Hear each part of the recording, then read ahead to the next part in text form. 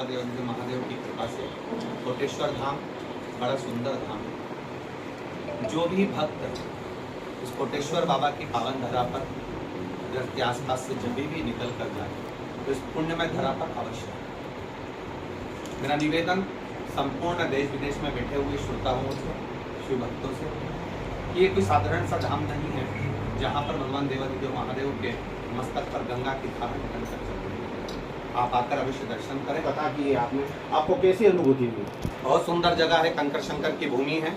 इतना पूरा वीरान में जहाँ पर पानी की भी कमी है, वहाँ स्वयं देवादिदेव महादेव के मस्तक पर गंगा की धार निरंतर चल रही है। इससे सुंदर नज़ारा और जनमानस को जो लोग कहते हैं कि भगवान है नहीं, उसको आकर एक बार कोटेश्वर महादेव देखना चाहिए, जहाँ की आसपास की भूमि सब सूखी पड़ी हुई है और शंकर जी के ऊपर जल की धार अपने आप गिर रही है। उनको आकर दर्शन करना चाहिए। तक एक स्थान का प्ररूप दे सकता है और उस स्थान की महत्वता बढ़ा सकता है, वो काम आप लोगों ने करा।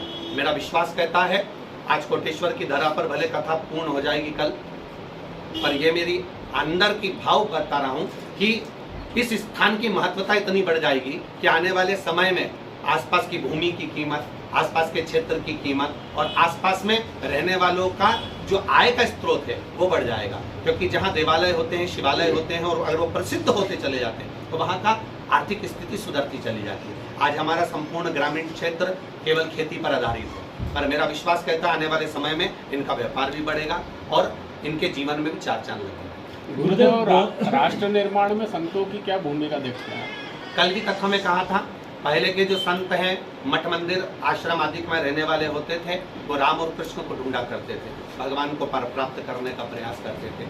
आज के जो कलिकाल चल रहा है इसमें मठ मंदिर से निकलकर लोग राजनीति को पकड़ने का प्रयास करते हैं, पर हमारा शास्त्र कहता है, शिव कथा कहती है, यदि आपने जो चोला धारण करा है, जो भाव धारण करा है, जो भक्ति में आप डूबे हो, उसके हिसाब से अगर आप भगवान को पाने का प्रयास करेंगे तो ये सब तो आपके चरणों में आकर अपने आप गिरेंगे। हम इनको क्यों पकड़े? हम तो महादेव को पकड़े, राम को पकड़े, कृष्ण को पकड़े, पर आज दूसरी तरह कलयुग की धारा बह रही है, लोग उधर से उठकर इधर उठ जा रहे हैं। ये उनके विवेक है, उनके बुद्धि। 2011 में आपकी कथा यहाँ से नजदीक ग्राम ब्रह्मंडल में हुई थी, उस समय में और इस समय में गुरुदेव आपने क्या परिवर्तन इस क्षेत्र में देखा है? इस क्षेत्र में ब्रह्मंडल में जो कथा हुई थी 2011 में, उस समय पर श्रीमद् भागवत कथा करने के लिए हम आए थे, सोनी परिवार ने कथा करवाई थी और बड़ी अलौकिक कथा हुई उस समय पर। उस समय पर ये देखने को मिला था, उस समय पर भी हमने देखा था इस क्षेत्र का जो भाव है, इस क्षेत्र की जो निर्मलता है, सहजता है, उस समय भी थी और आज भी इस क्षेत्र की माताओं की और भाइयों की जो निर्मलता और श्रेष्ठता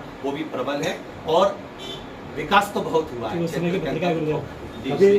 ये गंजेड़ी है, ये भंगेड़ी है और उनके व्यसन को लोग मान कर कि यही भगवान शंकर का प्रसाद है। मेरा इतना सा कहना है कि आप अन्य नशों की जगह भगवत भजन के नशे में, हम ये नहीं कहेंगे कि आप भगवान के मंदिर में जाना बहुत ज़्यादा समय बिताएं। हमारा इतना सा कहना, अपने कर्म को करते हैं, अपने कार्य को करते रहें। जितना कर्म करोगे, कर्म के साथ में भगवान पर भरोसा करोगे, उतनी जल्दी सफलता आपको प्राप्त होगी। गुरुदेव, आप लाखों की संख्या में रुद्राक्ष बांटते हैं उसे अभिवर्धित करके, तो इतनी संख्या में रुद्राक्ष आप कहाँ से लाते हैं?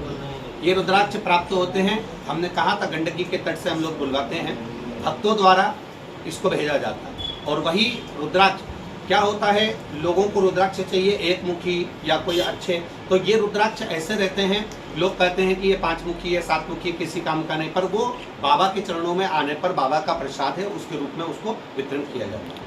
कोटेश्वर धाम पर बाबा के चरणों में आने पर बाबा का प्रसाद है, उसके रूप में उसको वितरण किया जाता है। कोटेश्वर धाम पर कथा हो रही, तो यहाँ के विकास और यहाँ के कायाकल्प के लिए आप क्या प्रयास करेंगे? मेरा तो इतना ही कहना चाहेगा, आने वाले समय में अगर भक्त लोग यहाँ आए तो कोटेश्वर के आसपास में कुछ भवन ऐसे बनना चाहिए जहाँ भक्तों को रात्रि में रुकने की व्यवस्था हो जाए। और मेरा प्रयास रहेगा, अगर कोटेश्वर के कुछ लोग अगर तैयार होते हैं तो हम भी हमारी तरफ से प्रयास करेंगे, 2,51,000 रुपये पहली राशि में देकर इस भवन का निर्माण करने के लिए जागृत रहूंगा। अगर यहाँ के लोग अगर तैयारी करते हैं तो यहाँ पर एक सुंदर धर्मशाला का निर्माण, और मेरे को उम्मीद है हमारे शरद जी, सिसोदिया जी भी इसमें सहयोग प्रदान करेंगे और किसी न किसी रूप में अपन इसको विस्तार से लेकर चलेंगे। और कोटेश्वर की इस पावन धरा पर जहाँ शिव जी के रूप में बैठे हैं, इस पुण्यमय धरा को, जैसे हमारा उज्जैन का महाकाल है, ओमकारेश्वर है, इसको भी इतना प्रसिद्ध कर देना है कि यहाँ आने वाला यात्री कुछ समय रुके, एकांत में निवास करे और बाबा का दर्शन कर, पूजन कर अपने जीवन को धन्य बनाए। गुरुदेव, क्या कारण? अब दुनिया के लोग कहते हैं हम 5 किलो दूध चढ़ा देते हैं या 50 किलो चढ़ा देते हैं या 25 किलो चढ़ा देते हैं, 1.25 लाख बेलपत्र समर्पित कर दे, उससे महादेव प्रसन्न नहीं होते। मूल चीज है उनकी प्रसन्नता थोड़े में अधिकता में। कई लोग कह देते हैं शिवर वाले महाराज को इतना चाहिए या शिवर वाला महाराज इतना चाहता है, तो हम लोग इतनी कथा करें। सब यजमान यहीं के आपके क्षेत्र के, कोई देवपालपुर रहते हैं, कोई बेटमा रहते हैं, कोई कहीं रहते हैं, जहाँ कथा करने जाते हैं यजमान तो वहीं रहते हैं, हम लोग तो चले जाते हैं। बाद में भी उनसे संपर्क कर सकते हैं, जैसे आज प्रेस वार्ता आप लोगों ने हमसे करी, उनसे भी पूछ सकते हैं कि आपने कितना लाख रुपया दे दिया होगा महाराज को। तो ऐसा भाव उसमें हम लोगों ने व्यक्त किया था, उसमें पीड़ा वाला विषय था। बदनावर का बैजनाथ महादेव मंदिर बहुत चमत्कारिक है, पुराना है, उपेक्षा है सरकार और पुरातत्व विभाग की, तो आप क्या कहना अपील करेंगे सरकार से इस बारे में? मैं तो यही कहना चाहूँगा, वैसे तो आने वाला समय बहुत अच्छा है और अच्छा होगा। मंदिरों का जो निर्माण कार्य अच्छे से हो, जो पुरातत्व विभाग मंदिरों का आकर देखे। हम तो कहेंगे केवल बैजनाथ धाम तक ही नहीं, कोटेश्वर धाम तक भी आएँ और यहाँ पर भी आकर देखें कि आखिर ऐसा क्या कारण है कि शंकर जी पे जल की धार निरंतर चलती रहती है। कारण ढूंढिए, सर्प क्यों विराजमान रहता है बाबा के यहाँ, क्यों इतने वीराने में बाबा आकर विराजमान हुए, ऐसा पुरातत्व विभाग को देखते रहना चाहिए। बैजनाथ धाम में भी आकर जो मंदिर का हमारे यहाँ पहले से कहते आए हैं कि वो मंदिर उड़कर आया हुआ है और उसका स्वरूप क्या है, तो उसकी जांच करना चाहिए और उस मंदिर का जीर्णोद्धार कर और आगे बढ़ाना चाहिए, यही कहना चाहिए। माता एक विराट के तट पर अगर आज नेपाल बसा हुआ तो गंडकी के तट पर बसा हुआ है, तो नेपाल में रुद्राक्ष कहाँ से आ रहा है? रुद्राक्ष में भी, नेपाल में भी तो रुद्राक्ष गंडकी के तट से ही आ रहे होंगे। तो गंडकी के तट पर ऐसे कई स्थान हैं जहाँ पर रुद्राक्ष के वृक्ष हैं, उन रुद्राक्षों के वृक्ष से हमारी प्राप्ति। गुरुदेव कुबरेश्वर धाम को निर्माण को लेकर कहाँ से प्रेरणा मिली थी? ये तो कंकर शंकर की भूमि है जहाँ पर भगवान शिव स्वयं विराजमान हैं। हमने पहले भी कथाओं के माध्यम से कहा कि ये शिव की कृपा बिना कुछ नहीं हो सकता, क्योंकि संसार उसका है, पृथ्वी उसकी है, मृत्यु लोक उसका है। आप सभी को, पूरे पत्रकार बंधुओं को बहुत बहुत साधुवाद है जो आपकी कलम ने साथ दिया और सुंदर इस कथा को जनमानस तक पहुँचाया। श्री शिवाय नमस्ते। अभी मोबाइल नीचे कर लो 2 मिनट। श्री शिवाय नमस्ते। बड़ा हर्ष का विषय है और बड़ा सौभाग्य का विषय है कि हमारे बदनावर विधानसभा में इतना बड़ा कार्यक्रम चल रहा है जिसके हम सब लोग साक्षी बन रहे हैं और हम लोग आने वाले 15-20 सालों तक इस आयोजन को याद रखेंगे। ऐसी स्थिति यहाँ बन रही है, लाखों की तादाद में लोग आ रहे हैं और हम समझते हैं कि धीरे धीरे होते होते आज की स्टेज में होता हम लोग काफ़ी अच्छे लेवल पे आ जाएंगे। और आज भी हमने कल रात को लगभग 50,000 फीट का टेंट और बढ़ाया, सबके लिए LEDs लगी, दे रहे हैं कि कोई भी किसी प्रकार किसी को दिक्कत नहीं आए। आज मैं समझता हूं कि पूरे बदनावर विधानसभा का जो धार्मिक सोच है, जो धार्मिक नगरी है, जो शिव नगरी है, उसका एक प्रताप है कि आज इतने बड़ी कथा यहाँ पर इस ऐतिहासिक बनने जा रही है। जैसा महाराज जी ने कहा था कि कथा ऐतिहासिक रहेगी, इन सब में आप सभी मीडिया कर्मी का भी बहुत बड़ा हाथ है। तो महाराज जी ने इतनी बढ़िया बात बोली कि इतना अच्छी तरीके से आप कवरेज दे रहे हैं जिससे लोगों तक ये बात पहुँच रही है। एक सबसे अच्छी चीज़ मुझे आज बहुत अच्छी लगी, हमारी कथा सफल हो गई। महाराज जी ने जो कहा कि 2,51,000 से शुरुआत मैं करता हूँ, तो अपन एक इसका पूरी तरह से 5-7 लोगों की कमेटी बना देते हैं। इसमें इस फंड को अपन एक अकाउंट में रख के उसको बकायदा उसका 1-1 रुपये का हिसाब अपन बनाते बटल पर रखते हैं और एक अच्छी शुरुआत करते हैं। यहाँ पर सबसे पहले 100 बाय 100 का अपन एक शेड बनवा लेते हैं जिसमें जो कावड़ यात्री आते हैं, वो कावड़ यात्रियों के लिए महिलाएं आती, पुरुष आते हैं, वहाँ शेड में अंदर सब लोग आराम से बैठ जाएंगे। इसकी शुरुआत अपन करते हैं यहाँ पर। और ये आज बहुत बड़ी बात शुरुआत महाराज, ये अपने शिव महापुराण कथानक की प्रेरणा कैसे मिली आपको कथा कराने की? देखिए, मैं शिव भक्त हूँ और मैं बचपन से महाराज शिव जी का अभिषेक कर रहा हूँ और मेरे परिवार में मेरे संस्कार मेरी माँ ने मुझको दिए। हमारे यहाँ मेरी माँ का डेली नियम है 2-2.5 घंटे पूजा करने का, वो बचपन से हम देखते हैं उनको, वही संस्कार हमारे अंदर आए और वो हमारे यहाँ पुरखों से चला आ रहा है। हम लोग उदयपुर के रहने वाले हैं, उदयपुर के वहाँ से हमारा भट्टेवर में पूरा ठिकाना है। वहाँ की बात से वहीं से एकलिंग जी हमारे यहाँ पे बड़ा माना जाता है शुरू से राजपूतों में। एकलिंग जी का हम लोग अभिषेक डेली करते हैं, वही प्रेरणा मेरे साथ चली आ रही। तो वो प्रेरणा यहाँ आने के बाद बिल्कुल और प्रबल हो गई, क्योंकि यहाँ तो बदनावर पूरी शिव नगरी है। बाबा बैजनाथ जी यहाँ विराजित थे, जिनका सबसे पहले जिस दिन मैं बदनावर में आया था मैंने उनको सबसे पहले अभिषेक किया था और बाबा से मैंने आशीर्वाद लिया था। उसके बाद बाबा नागेश्वर जी, बाबा कोटेश्वर जी, बाबा मोलेश्वर जी, बाबा रणमुक्तेश्वर जी, ये सारे हमारे यहाँ बैठे हुए हैं। और उसके बाद में मैं समझता हूँ कि मैंने शिवरात्रि पे उसके अलावा सावन में यहाँ जो लोगों की भक्ति देखी है, तो मैंने कहा महाराज जी से, जब मैंने महाराज जी को जब निमंत्रण दिया था, सबसे पहली बात मैंने यही कही थी कि पूरा बदनावर आतुर है आपके स्वागत के लिए, आपके सम्मान के लिए और आपके आशीर्वाद लेने के लिए। और एक बार आप पधारे, वो शिव नगरी है, वो बात सिद्ध हो गई। महाराज जी ने भी इस बात को मान लिया कि यहाँ की जनता जो है वो बिल्कुल शिव के लिए एकदम समर्पित है। इतना बड़ा आयोजन इस क्षेत्र में पहली बार हुआ, तो किस प्रकार से व्यवस्थाएं मैनेज करी आपने, तो किस प्रकार से? देखिए, जो मैंने कहा था वो मैंने किया, ये मेरे पे बाबा की बहुत बड़ी कृपा है। मैंने उस दिन भी कहा था, लाखों की तादाद में हम लोग टेंट की व्यवस्था कर रहे हैं, सबके लिए वो हम कर रहे हैं, हमने की। और भी एक्सटेंशन हम करते चले जा रहे हैं जितना हमको लगेगा। हमने कहा था हम LEDs लगाएंगे, हमने लगाई।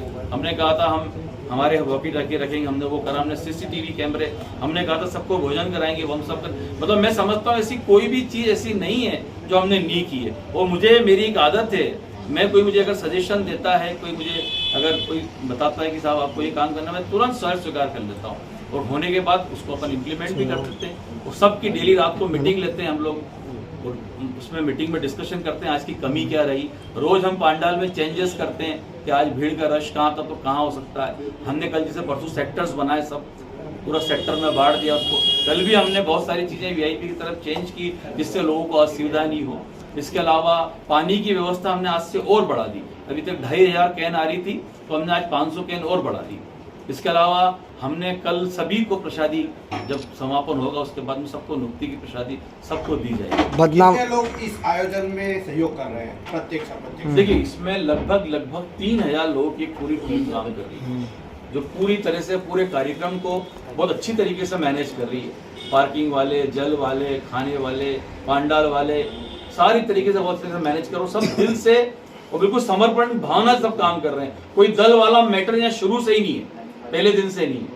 कोई भी इस चीज की भ्रांति नहीं रखे, फलाना कार्यक्रम इसने हाईजैक कर लिया, फलाना कार्यक्रम उसने हाईजैक कर लिया, ऐसा कोई नहीं है।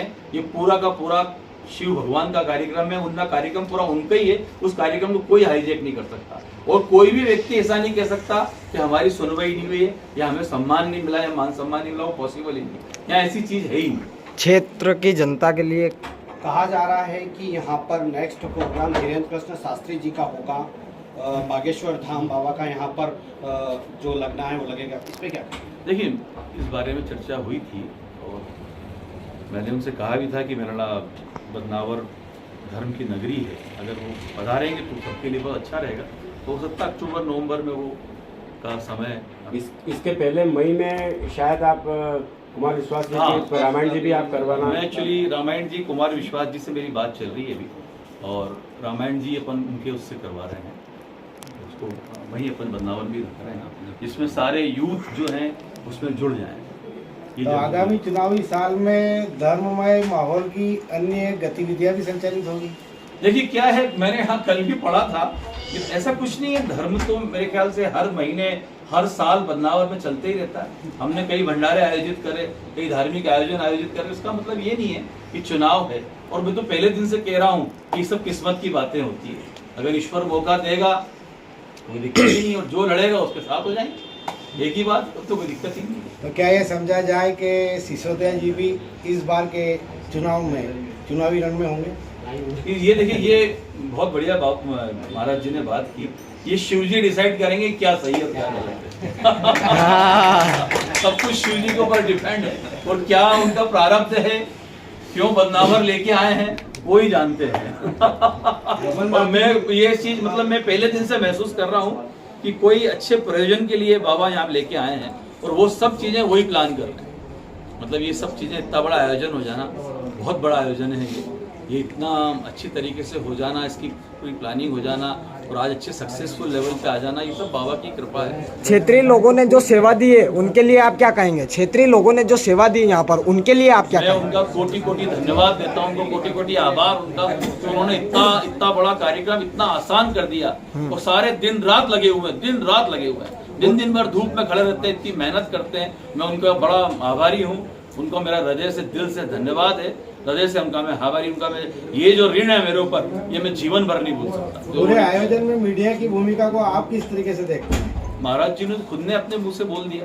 इतना जागरूक मीडिया इतना अच्छा कवरेज कर रहे हैं, एक बहुत बड़ी बात। और इतना कवरेज मैं समझता हूँ अभी जितनी संभाग में जो कथा उनको नहीं मिला, इतना कवरेज इसको मिला। आपका नाम? मैं शरद सिंह सिसोदिया।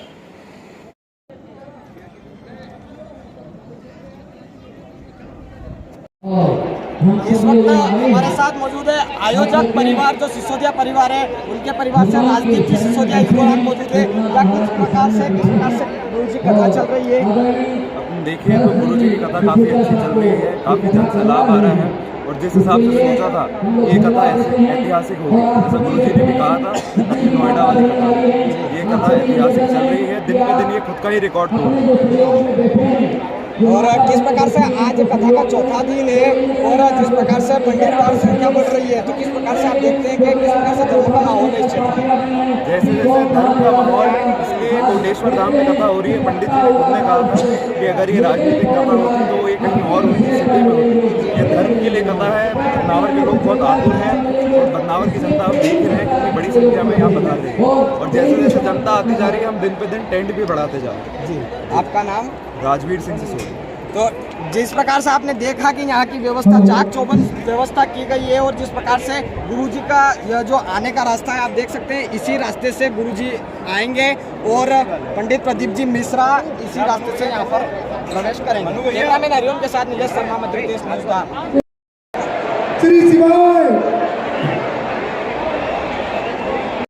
हम पंडाल जिस प्रकार से यहाँ पर आने वाले हैं और आज कथा का चौथा दिन है और अपार जनसंख्या यहाँ पर जन सैलाब भक्तों का यहाँ पर देखने को मिल रहा है और प्रतिदिन लोगों की यहाँ पर संख्या बढ़ती जा रही है। और जिस प्रकार से गुरुदेव ने पारिजात के फूल का प्रथम दिन वर्णन किया था, दूसरे दिन कनेर का और तीसरे दिन शमी के फूल का यहाँ पर वर्णन किया था। और जिस प्रकार से आप देख सकते हैं, जिस प्रकार से हमारे कैमरामैन बता रहे हैं किस प्रकार से पंडाल यहाँ पर लगा हुआ है और हजारों की संख्या में लोग यहाँ पर सम्मिलित हो रहे हैं।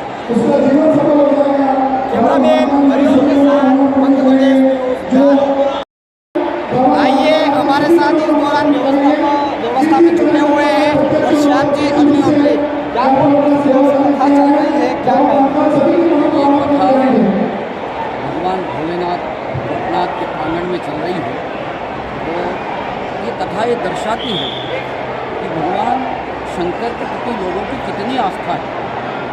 जो आयोजक व्यक्ति कथा करवा रहे हैं शरद सिंह जी सिसोदिया, वो तो एक माध्यम है, पर लोगों की आस्था भोलेनाथ के प्रति कितनी है ये सारी जनता दर्शा रही है कि हम लोग भोलेनाथ को चाहते हैं। भगवान भोलेनाथ नाम ही बोला है, काम है सारे लोगों की, वो भोलापन में सब काम कर देते हैं। तो ऐसा लगता है कि सारी नगरी जो कोटनाथ की जगह है ये सारी शिवमय हो गई।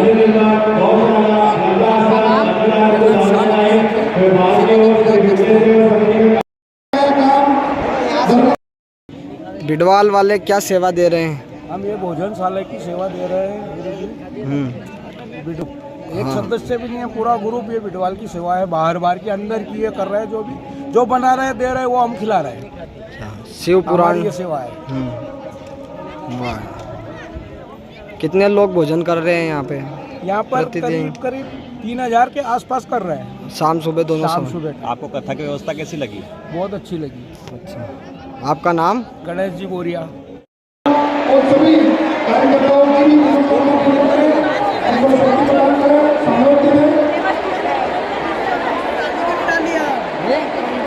डाल दी था हमारी पंचामृत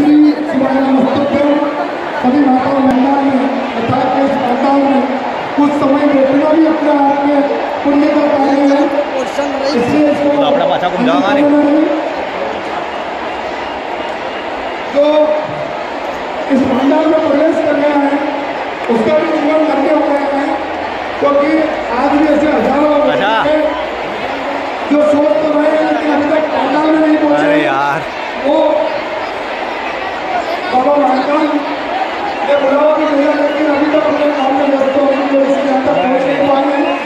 वो पूरी बदलाव की धारा सर्वमय हो चुकी है, चारों तरफ सारे वातावरण निर्मित हो चुका है। कृपया इसे बनाए रखें। श्री शिवाय नमस्तुभ्यं। सभी का हार्दिक स्वागत है। श्री शरद जी सिसोदिया परिवार की ओर से आप सभी का अभिवंदन करते हैं। शरद जी चल रही है पब्लिक में कैसा माहौल लग रहा है? जितने भी भक्त लोग कोटेश्वर धाम पधारे आप सभी को शरद जी सिसोदिया की तरफ से बहुत बहुत धन्यवाद। पब्लिक में तो एक छोटे से निवेदन आप यहाँ कथा का श्रवण करने पधारे हैं, आप सभी का सगला स्वागत है।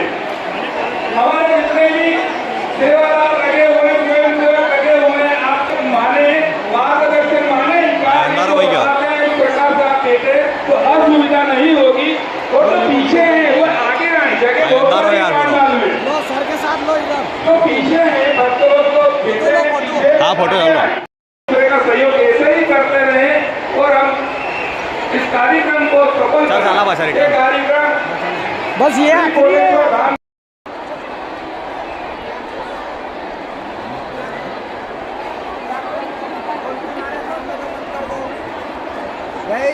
जय श्री महाकाल। क्या कैसा लग रहा है सर आपको? बहुत आनंद आ रहा है यहाँ सेवा देखे। ऐसे ही भक्तिमय प्रोग्राम होते रहे। बदनावर धन्य हो गया है इस पावन परा पे कोटेश्वर धाम में जो कथा हो रही है, बहुत ही आनंदित और बहुत अच्छा लग रहा है। वाह यार, आपका नाम? कैलाश गुप्ता।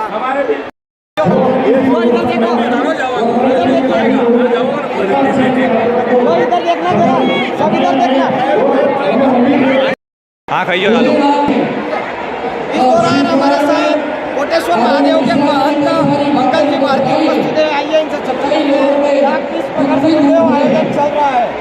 ओम नमः शिवाय। श्री कोटनाथाय सिद्ध सुकाल भारती विनिर्मिते त्रिलिंगम सर्वपूज्य श्री कोटेश्वराय नमोस्तुते। कोटेश्वर महादेव धाम की पावन धरा पर आज ये अद्वितीय बड़ा अपूरणीय धर्म प्रचारक शैव धर्म के संस्थापक के रूप में शैव धर्म को विस्तारित करने वाला ये जो शिव महापुराण आयोजन हमारे प्रदीप जी मिश्रा के द्वारा यहाँ 5 दिवसीय कथा वाचन हो रहा है। इसके लिए कोटेश्वर धाम परिवार की ओर से और पधारे सभी श्रद्धालुओं की ओर से जो आज उस ब्रह्म का विराट स्वरूप यहाँ देखने को मिल रहा है, उसको सबको वंदन करते हुए आज चतुर्थ दिवस की कथा के लिए शुभकामनाएं प्रेषित शुभाशीर्वाद प्रेषित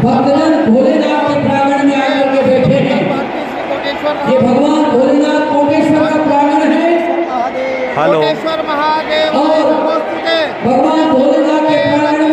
आजा माहिती हो मैं तो अपना नाम